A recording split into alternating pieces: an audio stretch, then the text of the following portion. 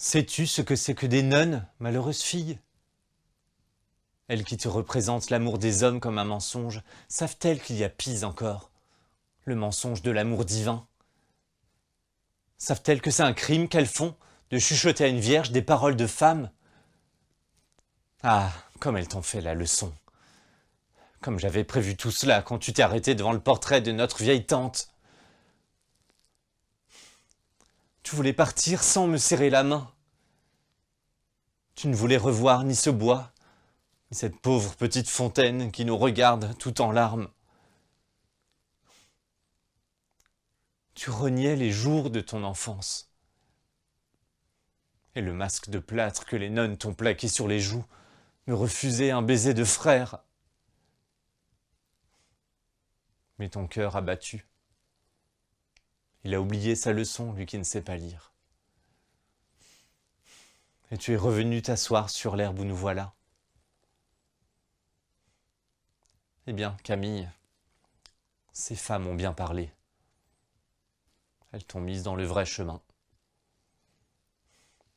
Il pourra m'en coûter le bonheur de ma vie. Mais dis-leur cela de ma part. Le ciel n'est pas pour elles. Adieu, Camille.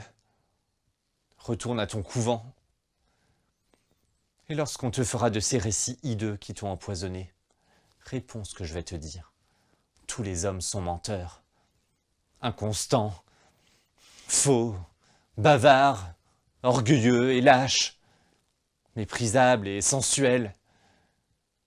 Toutes les femmes sont perfides, artificieuses, vaniteuses, curieuses et dépravées.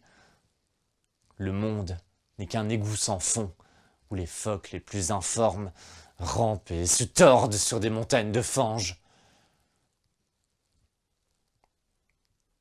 Mais il y a au monde une chose, sainte et sublime.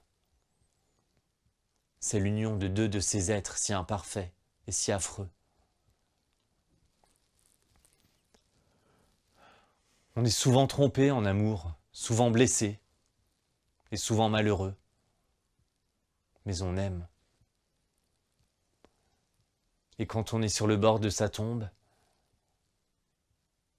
on se retourne pour regarder en arrière et on se dit « J'ai souffert souvent, je me suis trompé quelquefois, mais j'ai aimé. C'est moi qui ai vécu, et non pas un être factice, créé par mon orgueil et mon ennui. »